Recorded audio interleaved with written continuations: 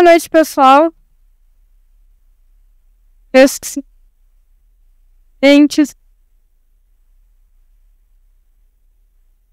Na noite de hoje, a Eliane vai expor pra gente o capítulo 13 do Evangelho segundo. Saiba a vossa mão esquerda da a mão direita. Certo? Então, aproveitando o momento, um pouco mais reflexão, onde a gente tenta acalmar o nosso coração, que é tão agitado no dia a dia, faz uma coisa, faz outra coisa, uma atrás da outra, e a gente muito pouco para pensar sobre nós, para pensar sobre que rumo a gente está dando para nossa vida.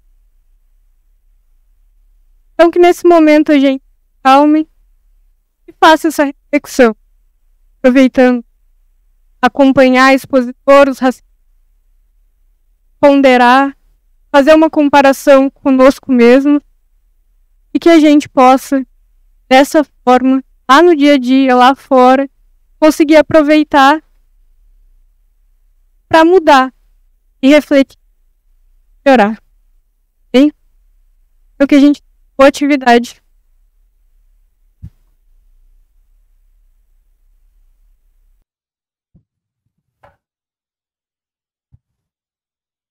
Boa noite, pessoal. Boa noite, pessoal que nos acompanha de casa, pela internet. No capítulo de hoje, sobre algum aspecto, nós vamos tratar um pouco sobre a verdade das nossas ações. O que motiva as nossas ações, as nossas atitudes dentro da vida, na direção dos outros, nas nossas relações interpessoais? O que está por trás? Qual é a motivação real que está por trás das nossas atitudes? Será que elas são totalmente desinteressadas? Sem nenhuma segunda intenção? Sem nenhuma vinculação pessoal? Quando eu ajo, quando eu reajo, eu não estou preocupada nem um pouquinho comigo, eu não estou em busca de nada, a minha atitude ela é totalmente altruísta, direcionada para o bem? Ou será que tem alguma segunda intenção, que tem algum interesse, às vezes lá atrás, às vezes diluído, muitas vezes a gente nem enxerga? Qual dos dois motivam as nossas atitudes? Normalmente, quando a gente faz esse balanço, essa avaliação, nós nos enganamos. Nós muitas vezes nos enganamos a nosso próprio respeito. Nós tendemos a pensar que nós somos muito melhores do que nós realmente somos. A gente tem um erro de avaliação sobre nós mesmos, sobre a nossa visão. Tem até uma parábola que fala sobre isso, que é a trave e o argueiro. A gente consegue enxergar o argueiro, que é o cisco, o errinho pequeno no olho do outro, e não consegue enxergar a trave, o poste de defeitos nossos que estão na nossa frente. Um pouco porque nós confundimos quem nós somos em essência com aquilo que nós almejamos ser, com aquilo que nós gostaríamos, que nós já entendemos que nós deveríamos e poderíamos ser, mas que em essência nós ainda não somos. E o outro pouco por causa da nossa avaliação. A gente avalia as nossas ações, as nossas atitudes, superficialmente. Nós não levamos em conta a emoção que impulsiona essas ações. A emoção que está por trás dessas nossas atitudes. E se a gente parar para pensar um pouco, for um pouco honesto e buscar nos enxergar, a gente vai ver que tem muito de interesse pessoal, de satisfação momentânea por trás, que motivam as nossas atitudes na vida, no dia a dia. Para pegar alguns exemplos, quando a gente ajuda alguém, materialmente falando, quando a gente quer ir na direção de ajudar alguém, algum parente, um amigo, alguém que a gente gosta, que está passando por um problema mais difícil, financeiro, e a gente vai na direção de ajudar, a gente sustenta, procura arranjar um emprego, ou procura dar todo o suporte que precisa. Às vezes a gente até faz algum esforço mais real, assim, uma intenção mais na direção de ajudar mesmo. Quando essa pessoa, que é uma pessoa, é um ser humano, é uma criatura, erra, nos magoa, ou não age como a gente gostaria que ela agisse, como que a gente sente? A gente se afeta, né? A gente fica, pô, não teve consideração, olha tudo que eu fiz. Olha como eu me esforcei, fui na direção quando precisou, eu estendi a mão, eu fiz isso, eu fiz aquilo. A gente espera um outro tipo de comportamento na nossa direção. A gente espera um reconhecimento. A gente gostaria que aquela pessoa agisse diferente. Tem uma segunda intenção. Tem um interesse por trás. Nem que seja o reconhecimento, mas tem. Eu me afeto, eu me magoo. Muitas vezes eu até digo, eu nem vou fazer mais nada mesmo, nem deveria ter feito. Não é? É. Muitas vezes é. Isso acontece em várias situações menores, maiores. Quantas vezes no nosso dia a dia a gente quer impressionar alguém, a gente quer mostrar para alguém o nosso próprio valor, a gente quer que aquela pessoa que a gente gosta nos admire, veja que a gente tá no caminho, que a gente está crescendo, ou que sinta orgulho da gente, e aí a gente começa a relatar um fato e a gente dá uma floreada, puxa a sardinha para o nosso assado, omite alguns detalhes. Não é nem consciente. A gente simplesmente faz isso na intenção de gerar alguma admiração daquela pessoa para nós que a gente gosta. Isso não é enganar? A gente está indo na direção dos outros uma intenção escusa. Não está sendo totalmente honesto. Isso acontece muito nos relacionamentos afetivos. Quando a gente quer conquistar, nossa, a gente cria um personagem.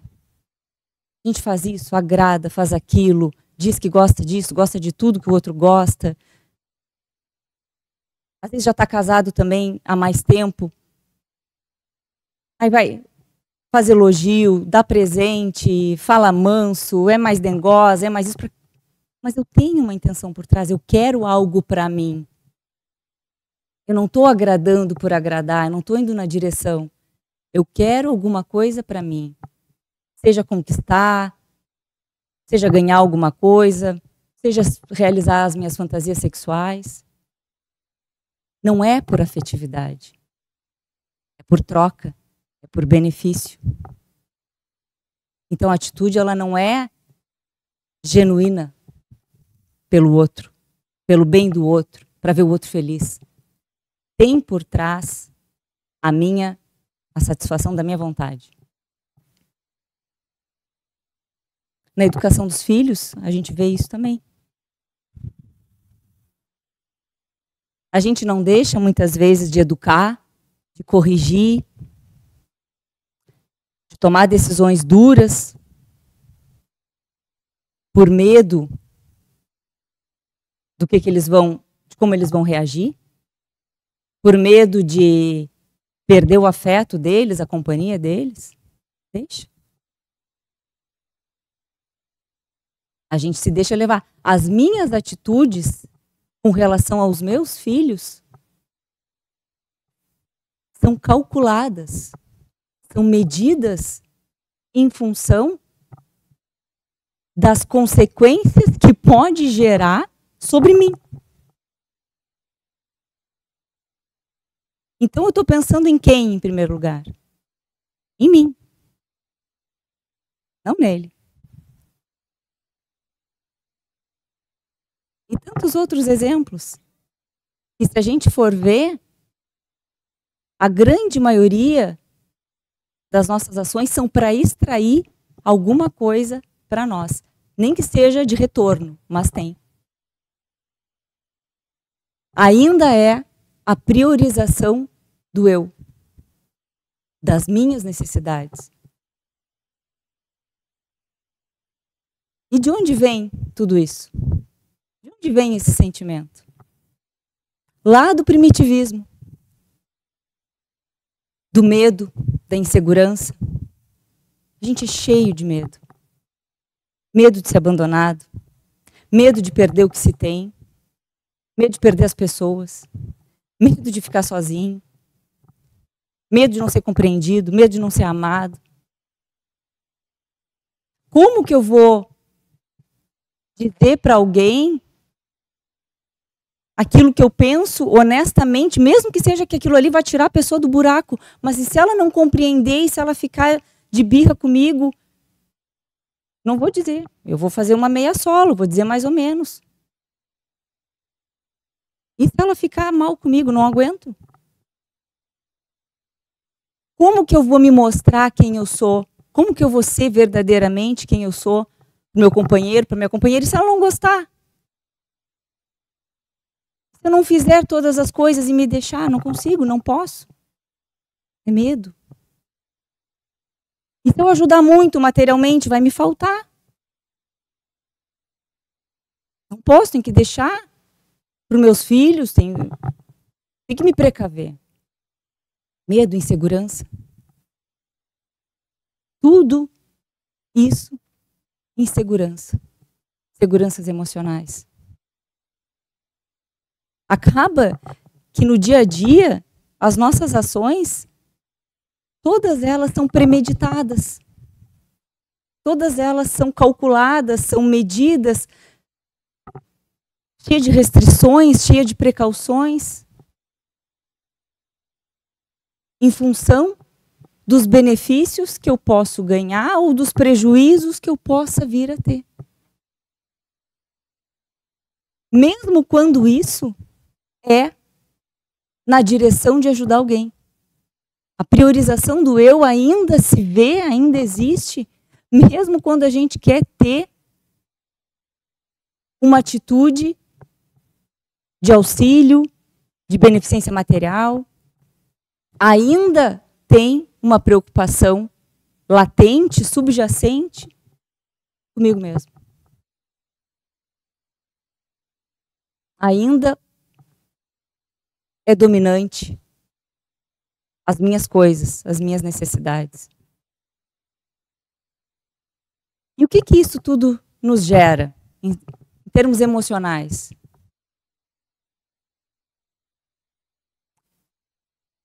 Uma baita frustração. Várias frustrações.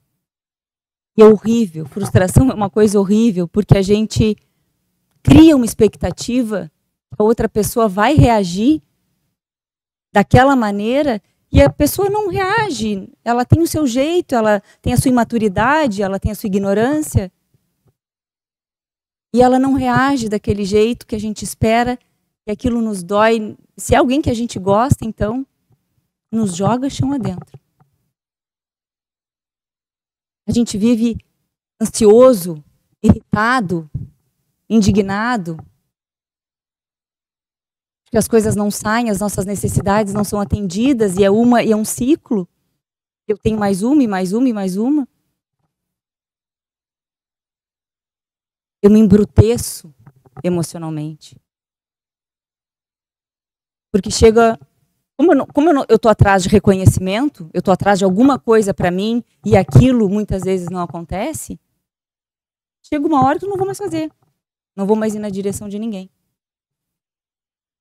E aí aquele pouquinho de desprendimento que estava surgindo em mim, na direção dos outros, termina. Eu volto para a minha vida, para as minhas compensações, me torno ainda mais egoísta, mais isolado. E um vazio começa a tomar conta de mim. Uma sensação de vazio mesmo, de inutilidade até.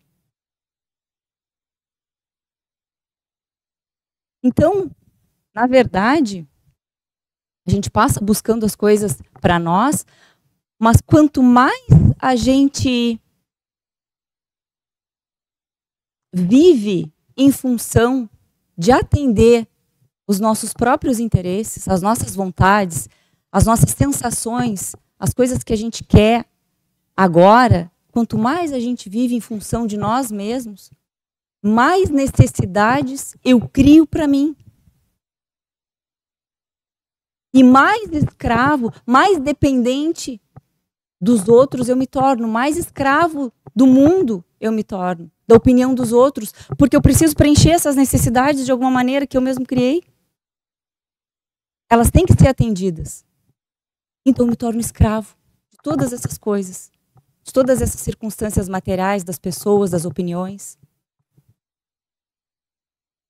Ao contrário, quanto menos eu vivo em função de atender as minhas coisas, quanto menos eu vivo em função de mim, menos necessidades eu tenho, mais livre eu vou me tornando. Porque eu não preciso atender muita coisa. Eu não tenho muita coisa para satisfazer. Eu estou com menos necessidades. Sou mais livre, sou mais espontâneo. Então, se eu fiz o bem para alguém, se eu fui na direção de alguém e aquela pessoa não reconheceu, ou foi meio ingrata, ou seguiu a vida, não deu muita bola, não me afeta. Eu fiz, está feito, é na direção. Não preciso do retorno. Se a pessoa não me ama do jeito que eu sou, eu não preciso criar um personagem. É porque não tem efetividade real. Melhor que eu me desiluda logo. Se eu vou dizer alguma coisa para alguém e eu sei que aquilo que eu vou dizer, eu tenho convicção, porque eu sou menos inseguro, eu tenho menos medo, eu estou mais seguro. Se eu vou dizer alguma coisa para alguém e a pessoa não vai entender, ou a pessoa vai se envenenar, tudo bem, ela é imatura. Uma hora vai amadurecer. Estou plantando alguma coisa, estou plantando alguma semente. As questões materiais, elas se tornam todas secundárias e não prioritárias, não me impedem de trabalhar.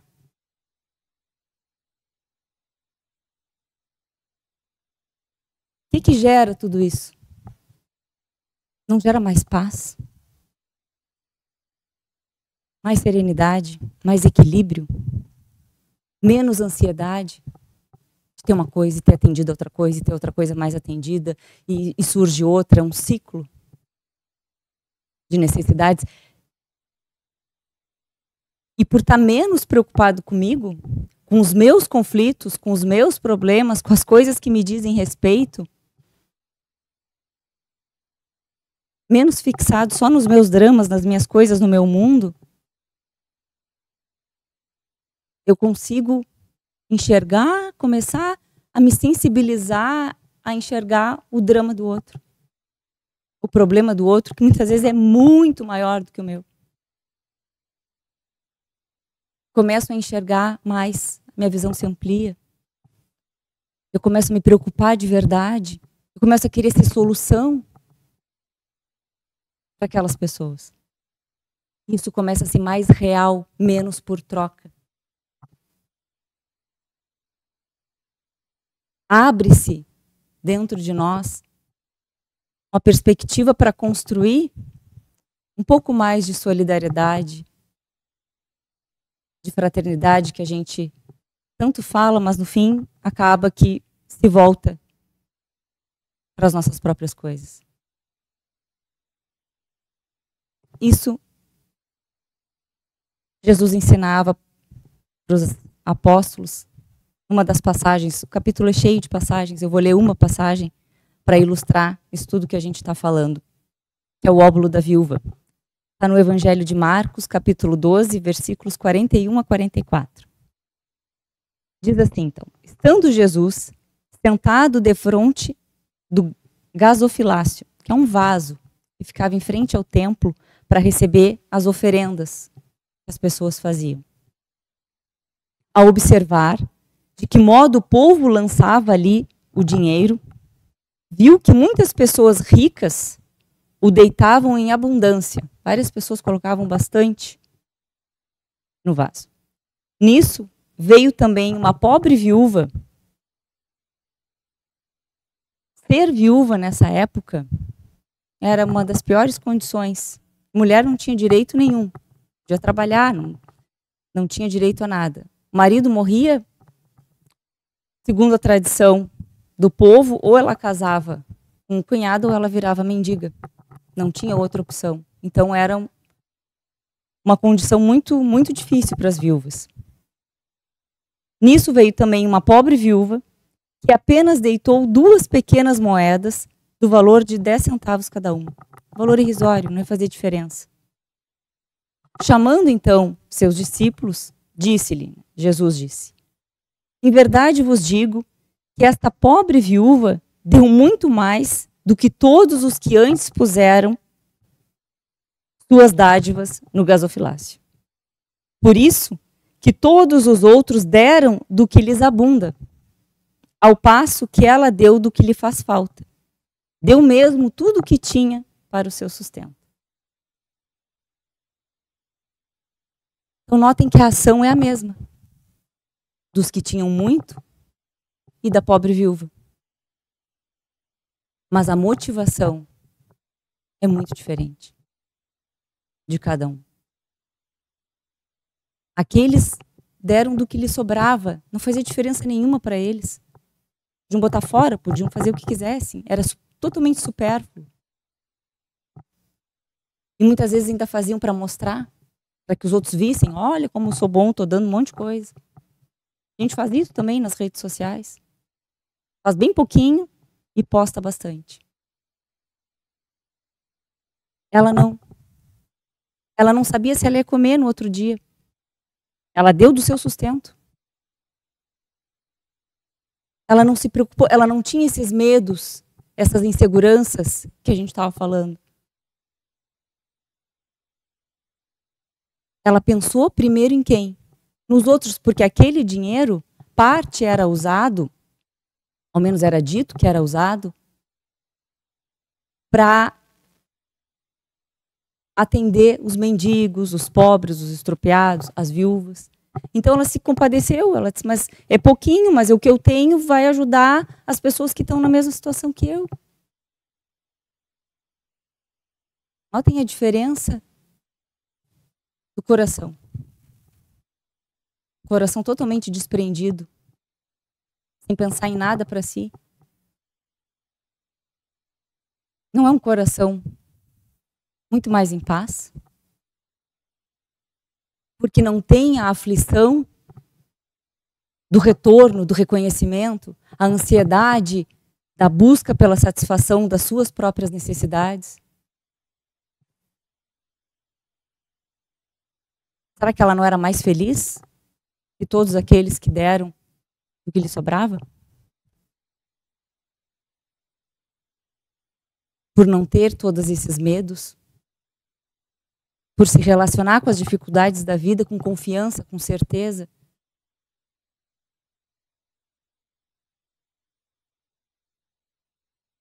A gente fica tão preso em tentar satisfazer essas nossas coisas imediatas, aos nossos interesses pessoais, essas pequenas coisas que nos dão um pouquinho de prazer ali e logo em seguida já terminam. E aí a gente viaja, faz mais uma coisa e compra, e precisa ter dinheiro para isso, precisa ter tempo para isso, eu não posso me dedicar muito, também não posso me transformar muito, porque se eu me transformar, minha família não vai me querer, vai me cobrar, e eu preciso da minha família.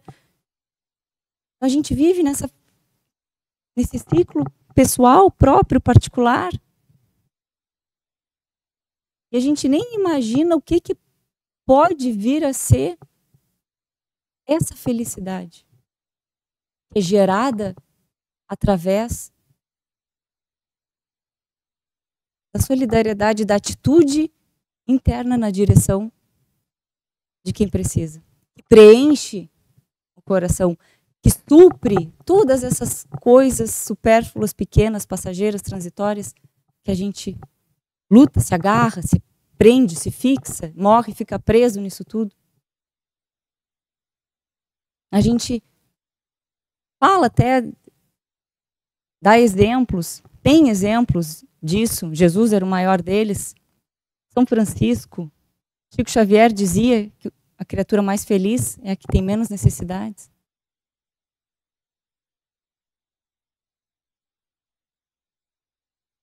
Parece até que a gente duvida, que a gente toma outro rumo, outro caminho, mesmo muitas vezes tendo entendimento.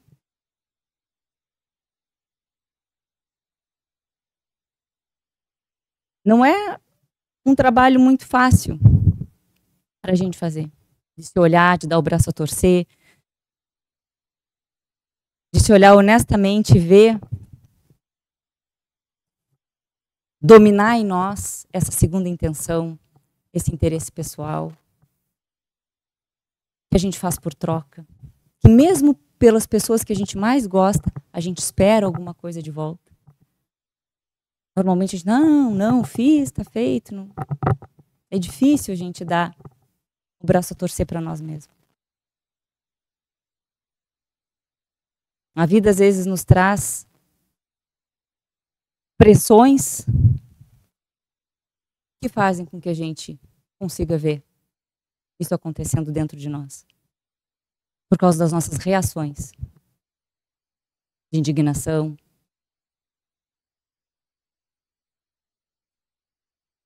mas também a gente vive cheio de ansiedades, cheio de aflições, cheio de medos. Isso aumenta. É um círculo. Eu crio uma necessidade para mim, ela tem que ser atendida, eu fico ansioso até que ela seja atendida. Aí ela é atendida, isso não me satisfaz, não me realiza profundamente, eu crio uma outra necessidade. Se a gente se desse a oportunidade de poder ir na direção de minimizar o problema de alguém, Deus sabe o que cada um tem que passar.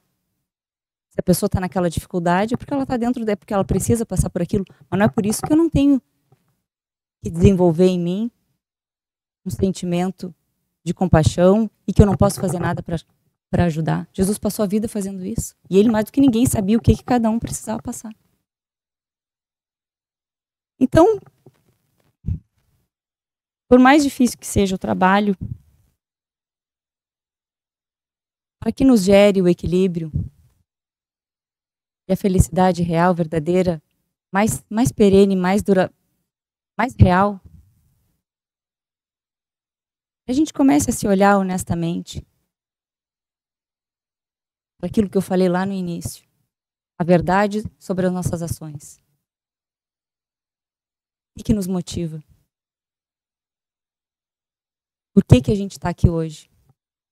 Quais são os nossos interesses? Nós estamos em busca de quê? Começando por agora.